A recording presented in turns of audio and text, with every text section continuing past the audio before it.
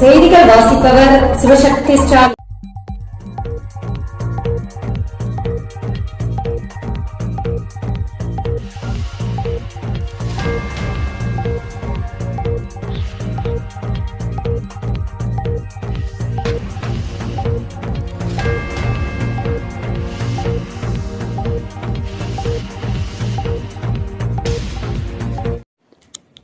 பனிரெண்டாம் வகுப்பு தேர்வு கட்டணம் மற்றும் டிஎம்எல் கட்டணம் செலுத்துதல் சார்ந்து அரசு தேர்வுகள் இயக்குநரின் செயல்முறைகள் வெளியீடு.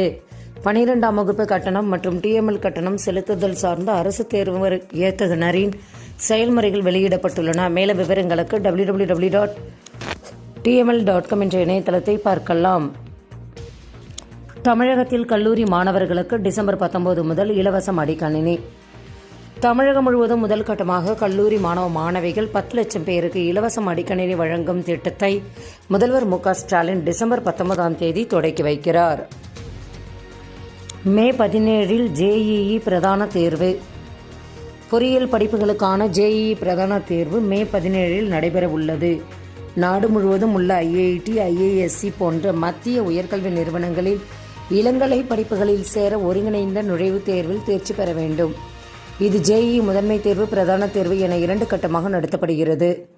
அதன்படி 2026க்கான ஜேஇஇ முதன்மை தேர்வு ஜனவரி 21 முதல் 30ஆம் தேதி வரையும், ஏப்ரல் 1 முதல் 10ஆம் தேதி வரையும் நடத்தப்பட உள்ளது. நடப்பாண்டில் இந்த தேர்வை ரூர்க்கி ஐஐடி நடத்துகிறது.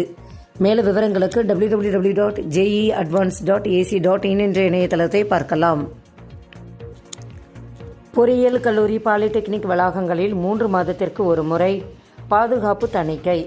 அரசு, தனியார் மற்றும் அனைத்து அரசு உதவி பெறும் பள்ளிகள் மற்றும் தனியார் சுயநிதி பொறியியல் கல்லூரிகள், பாலிடெக்னிக் கல்லூரிகளின் முதல்வர்களுக்கு தொழில்நுட்ப கல்வி ஆணையர் இன்சென்ட் அனுப்பியுள்ள சுற்றறிக்கையில், கல்லூரி பல்கலைக்கழகங்களில் மாணவர்களின் பாதுகாப்புக்கு பின்பற்ற வேண்டிய வழிகாட்டு நெறிமுறைகளை பின்பற்றி அனைத்து அரசு உதவி பெறும் பொறியியல் கல்லூரிகள் மற்றும் பாலிடெக்னிக் கல்லூரிகளின் வளாகங்களை மாணவர்களின் பாதுகாப்பை மேம்படுத்த வேண்டும். வளாகங்களில் கண்காணிப்பு கேமராக்கள் பொருத்துதல், பயிற்சி பெற்ற பாதுகாப்பு பணியாளர்களை அமர்த்துதல் போன்ற அரசு உத்தரவை முழுமையாக பின்பற்ற வேண்டும் என தெரிவிக்கப்பட்டுள்ளது. டிஎன்பிஎஸ்சி டிசம்பர் 2025 துறை தேர்வுக்கான ஹால் டிக்கெட் வெளியீடு.